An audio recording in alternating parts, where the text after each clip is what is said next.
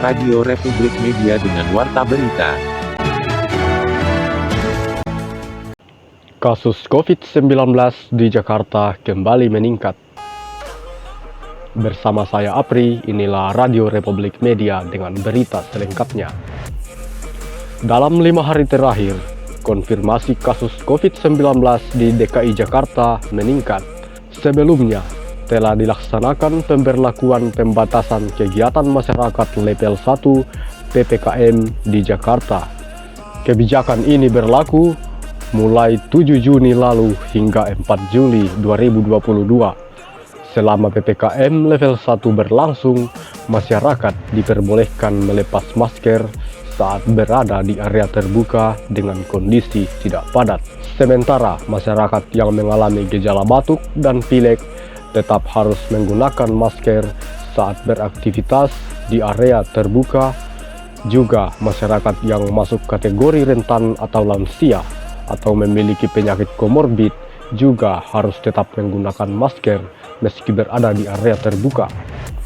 Aturan tersebut mengacu pada instruksi Menteri Dalam Negeri nomor 29 tahun 2022 tentang PPKM di wilayah Jawa dan Bali.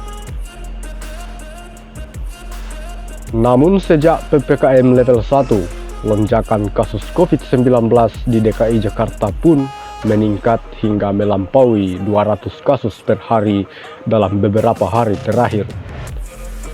Tercatat pada Selasa 7 Juni 2022, kasus infeksi harian di Jakarta 260 kasus di hari pertama PPKM. Hari berikutnya di 8 Juni ada 288 kasus.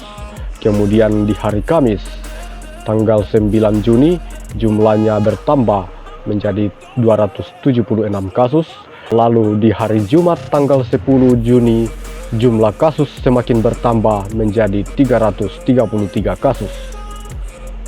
Kepala Bidang Pencegahan dan Pengendalian Penyakit Dinas Kesehatan DKI Jakarta, Dwi Oktavia mengatakan bahwa peningkatan jumlah kasus harian di DKI Jakarta disebabkan oleh beberapa faktor, mulai dari makin bertambahnya jumlah masyarakat yang membuat mobilitas semakin tinggi, melonggarnya kebiasaan dalam melaksanakan protokol kesehatan, hingga pelaksanaan vaksinasi booster yang belum merata dan belum semua orang mendapatkan vaksinasi ketiga tersebut. Ahli epidemiologi dari Universitas Griffith Australia, Diki Budiman, membenarkan beberapa faktor tersebut yang menyebabkan kasus COVID-19 di DKI Jakarta meningkat. Pihaknya mengatakan bahwa adanya interaksi karena pelonggaran yang dilakukan dan aktivitas atau mobilitas yang tinggi, sementara interaksi yang tinggi itu juga akan berdampak pada mudahnya penyebaran virus. Selain itu, Diki menduga subvarian Omikron BA4 dan BA5 juga menjadi penyebab. Namun ia mengatakan bahwa penyebaran kasus subvarian tersebut tidak akan parah dan serta-merta menyebabkan beban di fasilitas kesehatan karena yang terinfeksi umumnya sudah memiliki proteksi atau imunitas yang akhirnya membuat mereka kadang-kadang tidak bergejala. Pemirsa di rumah dan di mana saja berada, demikianlah warta berita saat ini dari Radio Republik Media. Mewakili seluruh kru yang bertugas, saya Apri, pamit undur diri, sampai jumpa.